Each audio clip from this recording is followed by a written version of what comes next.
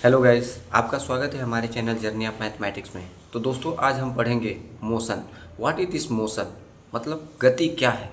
तो आज हम इसके बारे में जानेंगे और इससे रिलेटेड चाहे जितने भी क्वेश्चन बनेंगे उन सभी क्वेश्चनों को सॉल्व करेंगे। आपको एक और बात बता देना चाहता हूँ कि इस चैप्टर से हर साल जिसमें भी साइंस पूछा गया है, चाहे रेलवे का कोई एग्जाम क्यों ना हो, चाहे एसएससी का कोई एग्जाम क्यों ना हो, इस चैप्टर से एक क्वेश्चन जरूर आते हैं। तो चलिए शुरू करते हैं। गति क्या है।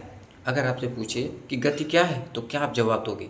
तो आपको बताना है कि जब कोई वस्तु समय के साथ अपनी स्थिति बदलती है तो उसे गति कहते हैं। जैसे चलती हुई ट्रेन, दौड़ता हुआ व्यक्ति, उड़ता हुआ पक्षी।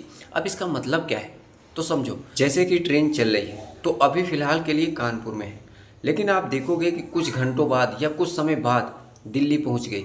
तो ये क्या है, अपने समय के साथ स्थिति क्या कर रही है, बदल रही है। जैसे कि दौड़ता हुआ व्यक्ति, जैसे कि 400 मीटर का दौड़ है, अभी वो 100 मीटर दौड़ा है, फिर आप देखोगे कुछ समय बाद वो 400 मीटर दौड़ पूरा कर लेगा। तो क्या कर रहा है, अपनी स्थिति बदल रहा है।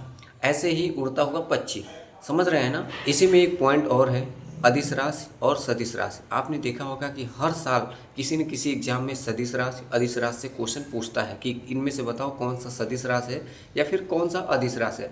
तो अदिश राशि क्या होता है, जिनमें केवल परिणाम होता है। जैसे कि मैंने बोला 10 किलोमीटर, तो ये सिर्फ क्या है, परिणाम है, तो वो क्या कहलाता है, अदिश राशि। और वहीं पर मैंने बोला कि 10 किलोमीटर उत्तर की ओर, तो ये इसमें परिणाम भी आया और दिशा भी आया, तो वो क्या कहलाएगा, सदिश राशि कहलाएगा। याद रखना, वेरी वेरी इंपॉर्टेंट है। अब जानते हैं कि अदिश राशि में क्या क्या आते हैं। तो दूरी, चाल, समय, द्रव्यमान, कार्य, ऊर्जा, तापमान, ये सभी अदिश राशि में आते हैं। समझ रहे हैं ना। दूरी, चाल, समय, द्रव्यमान, कार्य, ऊर्जा, तापमान, क्योंकि इनमें केवल परिणाम है। क्या है, केवल परिणाम है, इसी वजह से ये सब क्या है, अदिश राशि है। अब देख लेते हैं कि सदिश राशि क्या है। जिस राशि में परिणाम मतलब वैल्यू के साथ साथ डायरेक्शन भी हो, मतलब दिशा भी हो, क्या कहलाता है, सदिश राशि कहलाता है। मैंने ऊपर जैसे बताया कि 10 किलोमीटर उत्तर या पूर्व की ओर, तो क्या कहलाएगा, सदिश राशि।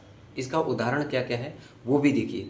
जैसे कि विस्थापन, वेग, त्वरण, बल, संवेग, ये सब क्या कहलाते हैं, तो सदिश राशि। ये आप पांचों याद रख लो, विस्थापन, वेग, त्वरण, बल, संवेग, क्योंकि इसमें दिशा के साथ साथ क्या आते हैं, परिणाम भी होते हैं। समझ रहे हैं ना। अब हम क्वेश्चन नंबर 1 की तरफ चलते हैं। वेरी वेरी इंपॉर्टेंट है, आप लोग ध्यान से देखना, पूरा क्वेश्चन देखना। क्वेश्चन नंबर 1 कह रहा है कि निम्नलिखित में से कौन सी भौतिक राशि एक गतिशील पिंड द्वारा तय की गई कुल पथ लंबाई के बराबर है। आपको बताना है ऑप्शन ए दूरी, ऑप्शन बी वेग, ऑप्शन सी चाल, ऑप्शन डी विस्थापन। तो क्या होगा answer, A is right answer. क्या होगा, दूरी। क्वेश्चन नंबर 2, किसी वस्तु के विस्थापन का मान शून्य होने के लिए निम्नलिखित में से कौन सी स्थिति आवश्यक है। मतलब विस्थापन का मान शून्य होने के लिए क्या आवश्यक है। ऑप्शन ए, जब वस्तु की प्रारंभिक और अंतिम स्थिति समान हो। ऑप्शन बी, जब तय की गई दूरी वस्तु के विस्थापन के बराबर हो। ऑप्शन सी, जब तय की गई दूरी वस्तु के विस्थापन से अधिक हो। ऑप्शन डी, जब तय की गई दूरी वस्तु के विस्थापन से कम हो। तो क्या होगा answer, A is right answer. जब वस्तु की प्रारंभिक और अंतिम स्थिति समान हो तभी विस्थापन का मान शून्य होता है। याद रखना, क्या होता है, विस्थापन का मान शून्य कब होगा, जब वस्तु की प्रारंभिक और अंतिम स्थिति समान हो तभी विस्थापन का मान शून्य होगा। इसमें दिया भी है, उदाहरण के लिए यदि कोई वस्तु वृत्त में गति करती है तो अपनी प्रारंभिक स्थिति में लौट आती है तो उसका विस्थापन शून्य होता है। समझ रहे हैं ना। अब क्वेश्चन नंबर 3 देखिए क्या कह रहा है। एक पिंड को ऊपर की ओर फेंका जाता है, मतलब कोई पिंड है उसको हम जब ऊपर की ओर फेंकते हैं वह 5 मीटर ऊंचाई तक पहुंचता है और फिर नीचे गिरता है। पिंड का कुल विस्थापन और पिंड द्वारा तय की गई दूरी क्रमशः कितनी होगी, आपको बताना है। क्या होगा आंसर। अभी हम लोगों ने ऊपर देखा कि प्रारंभिक और अंतिम स्थिति जब समान होती है तो विस्थापन का मान शून्य होता है। तो यहाँ पर विस्थापन का मान है तो शून्य हो जाएगा। तो शून्य तो इसमें बी और डी में है। लेकिन अब देखो यहाँ पर 5 मीटर अगर हम ऊपर फेंकते हैं तो 5 मीटर ऊपर और फिर 5 मीटर नीचे गिरेगा, तो दोनों की ऊंचाई जो है ये कितनी हो जाएगी, 10 मीटर। तो आंसर क्या होगा, B is right answer. 0 metre और 10 मीटर। याद रखना, वेरी वेरी इंपॉर्टेंट क्वेश्चन है। तो इसका क्वेश्चन नंबर 3 का option B is right answer. यहाँ मैंने एक्सप्लेन भी किया है कि विस्थापन व सीधी रेखा में बदलाव है जो पिंड के प्रारंभिक और अंतिम स्थिति के बीच होता है, चूंकि पिंड उसी स्थान पर वापस लौटता है जहाँ से उसने शुरुआत की थी, इसलिए उसका विस्थापन मान 0 मीटर होगा। और पिंड ने 5 मीटर ऊपर और 5 मीटर नीचे यात्रा की कुल दूरी कितनी होगी, तो 10 मीटर होगी। ऐसे ही हमारा ऑप्शन क्या हो गया था, B is right answer. Question number 4 देखिए क्या कह रहा है कि जब कोई वस्तु एक समान गति में होती है तो उसका पथ कैसा होता है। आपको बताना है कि जब कोई वस्तु एक समान गति में होती है तो उसका पथ कैसा होता है। एक दीर्घवृत्ताकार, एक वृत्तीय, या एक परवलय, या एक ऋजुरेखीय, आपको बताना है। तो इसका answer D is right answer. एक ऋजुरेखीय और स्ट्रेट लाइन होती है। क्या होती है, और स्ट्रेट लाइन। इसमें मैंने एक्सप्लेन भी किया है, उसे देखो। क्वेश्चन नंबर 5 क्या कह रहा है, दिए गए समय अंतराल में आरंभिक वेग और अंतिम वेग वाले कण का औसत वेग कितना होगा। आपको बताना है। Option A u minus V upon two, option B u plus V upon two, option C u plus V, option D 0। बताइए क्या होगा। तो इसका आंसर क्या होगा, बी इज राइट आंसर। याद रखना, आरंभिक वेग और अंतिम वेग वाले कणों का औसत जब भी निकालना होता है तो दोनों का योग अपॉन में 2 है ना। देखो इसमें व्याख्या भी दिया है, आप लोग अच्छे से देख लो। क्वेश्चन नंबर हम 6 की तरफ चलते हैं। क्वेश्चन नंबर 6 कह रहा है कि एक एथलीट की चाल क्या होगी यदि एथलीट त्रिज्या के वृत्ताकार पथ के परितः एक बार चक्कर लगाने में सेकेंड का समय लेता है। आपको बताना क्या है, चाल बराबर आप जानते हो क्या होता है, चाल बराबर दूरी बटे समय। तो इसमें जो दूरी है वो क्या है, दूरी वो है जो वृत्त की एक चक्कर लगा रहा है। अब आपको पता होना चाहिए कि वृत्त की एक चक्कर लगाने का मतलब है कि परिधि होता है। तो वृत्त की परिधि 2πr और अपॉन में सेकेंड बोले तो t। तो आंसर क्या होगा बताइए, बी इज राइट आंसर। क्या होगा, 2πr अपॉन t। याद रखना। क्वेश्चन नंबर 7 क्या कह रहा है, यदि किसी वस्तु को r त्रिज्या वाले वर्तुल पथ के परितः एक बार यात्रा करने में 2 सेकंड का समय लगता है तो इसकी चाल को व्यक्त किया जाए। तो आपको पता है चाल बराबर क्या होता है, दूरी बटे समय। और एक वर्तुल बोले तो वृत्त की परिधि होता है 2πr अपॉन में, और उसमें समय कितना लग रहा है t, मतलब t बोले तो 2 सेकेंड।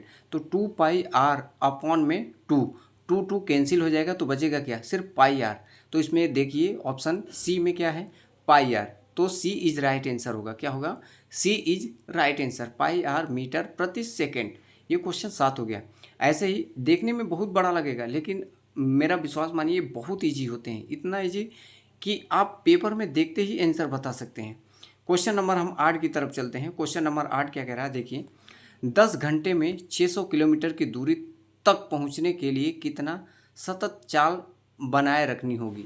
इसमें फिर से चाल पूछ दिया आपसे, फिर चाल बराबर दूरी बटे समय। इसमें दूरी कितना है तो 600 किलोमीटर, कितने घंटे में तो 10 घंटे में। तो दूरी 600 अपॉन में समय कितना है 10 घंटा। तो 0 से 0 कट जाएगा तो बचा कितना, सिर्फ 60। सिंपल सी बात है। तो चाल कितना है 60 किलोमीटर प्रति घंटा। तो आंसर क्या होगा, सी इज राइट आंसर। याद रखना। क्वेश्चन नंबर 9 क्या कह रहा है, एक कार की चाल पहले घंटे में 90 किलोमीटर प्रति हावर्स और दूसरे घंटे में 60 किलोमीटर प्रति हावर्स है। यदि दिए गए इन 2 घंटों में कार की औसत चाल क्या है, आपको बताना है। सिंपल सा, वेरी वेरी इंपॉर्टेंट है लेकिन बहुत इजी क्वेश्चन है।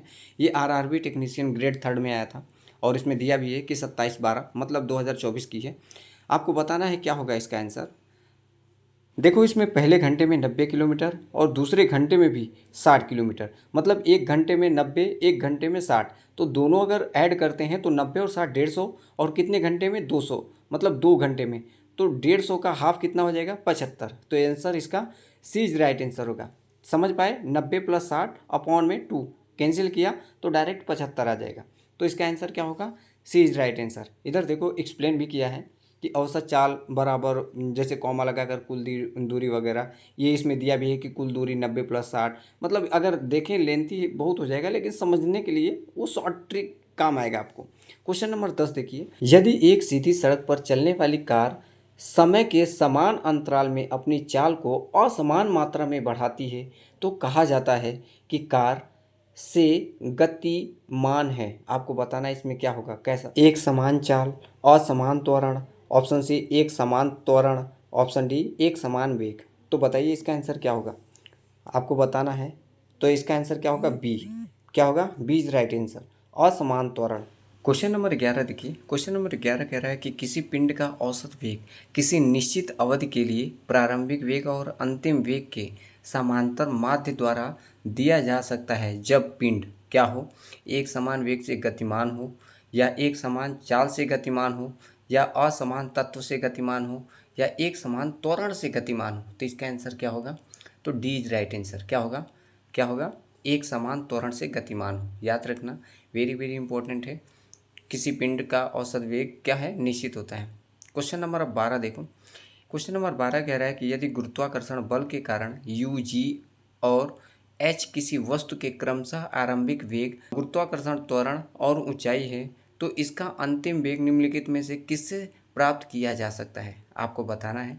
Option A v square plus u square बराबर 2gh, option B v square u square बराबर 2gh, C v square minus u square बराबर 2gh, या D v square upon u square बराबर 2gh। तो क्या होगा? C is right answer.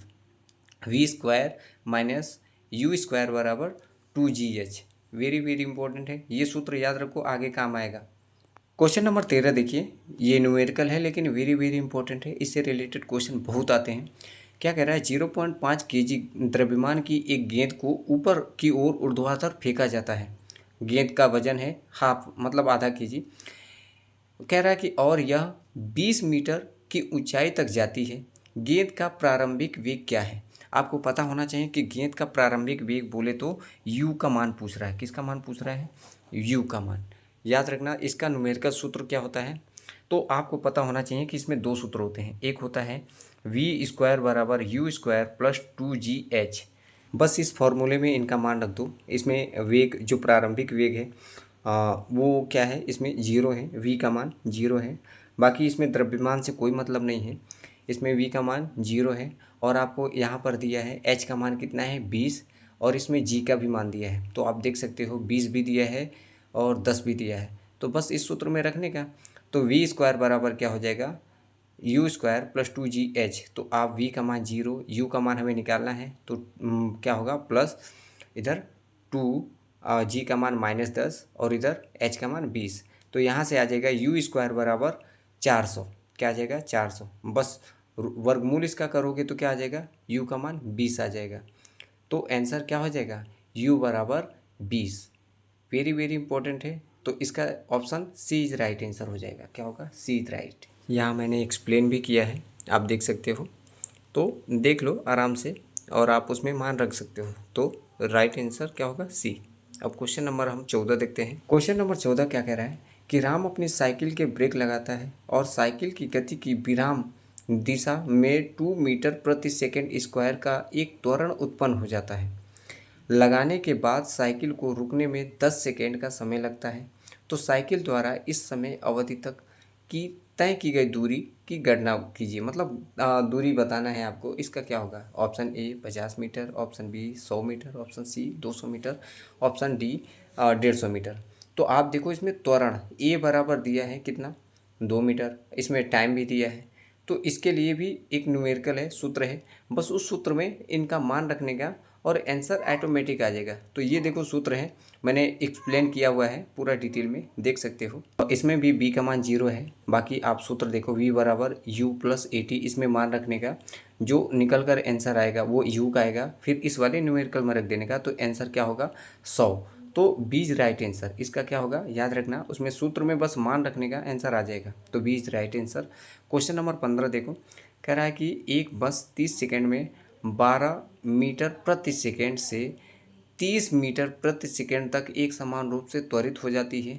उस समयावधि में बस द्वारा तय की गई दूरी की गणना कीजिए। इसमें भी दूरी पूछ रहा है, इसमें लेकिन दिया क्या क्या है? ये इंपॉर्टेंट है। 30 सेकेंड मतलब समय इसमें दिया है 30 सेकेंड, और 12 मीटर प्रति सेकेंड से 30 मीटर प्रति सेकेंड।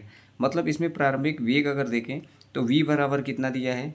तो आप देख सकते हो कि v बराबर इसमें 30 दिया है, और अंतिम वेग बोले तो 12 सेंटीमीटर दिया है। तो आप इसमें समय 30 दिया है, बस इसमें सूत्र में मान रखने का, v बराबर यू प्लस 80। क्या है सूत्र? v बराबर यू प्लस 80। सूत्र लिखने का, v का मान 30 और u का मान 12 प्लस 1 गुणे टी का मान 30 मान रखने का। यहाँ से ए का मान आ जाएगा 0.6 मीटर प्रति सेकेंड स्क्वायर, ये त्वरण का मान हो जाएगा। फिर आपको इस वाले सूत्र में रखने का, क्योंकि हमसे पूछा क्या है, एस का मान पूछा है। एस बराबर U T plus half A T square. इस वाले में मान रखने का, u बराबर 12 मल्टीप्लाई टी का मान 30 प्लस हाफ, और ए का मान तो हमने निकाला है 0.6 गुणे क्या होगा 30 का स्क्वायर। बस इसमें मान रखने का, सॉल्व कर देने का। यहाँ पर मैंने एक्सप्लेन किया है, आप देख सकते हो पूरा डिटेल में। तो आंसर क्या निकल कर आ गया 630। तो आंसर क्या हो जाएगा, ए इज राइट आंसर। तो ये न्यूमेरिकल थे, आज के लिए इतना ही रखते हैं। ऐसे ही क्लासेस के लिए मेरे चैनल को सब्सक्राइब जरूर कर लो।